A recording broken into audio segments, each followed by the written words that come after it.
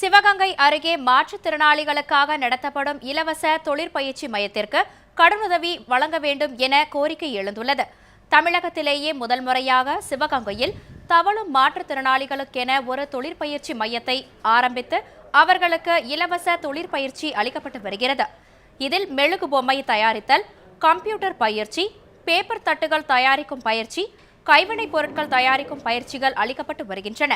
முன்னுதாரணமாக திகழும் இந்த மாற்றுத்திறனாளிகளுக்கு அரசு சார்பில் இடம் ஒதுக்கி தருவதுடன் பயிற்சி மையத்திற்கு தேவையான நவீன இயந்திரங்களை வாங்குவதற்கு வங்கி கடன் தர வேண்டும் என தொழிற்பயிற்சி மைய நிர்வாகிகள் கோரிக்கை விடுத்துள்ளனர்.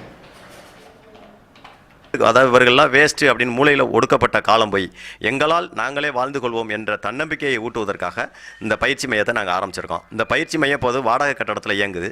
சிவகங்கை மாவட்டத்தில் 25,000 மாற்றுத்திறனாளிகள் இருக்கிறாங்க. எங்களுக்கு ஒரு சொந்த இடம், சொந்த கட்டடம் கிடச்சிச்சுன்னா 25,000 மாற்றுத்திறனாளிகளையும் வைத்து பராமரிக்கக்கூடிய அளவுக்கு எங்கள்கிட்ட அந்த தன்னம்பிக்கை எங்கள்கிட்ட இருக்கிறது.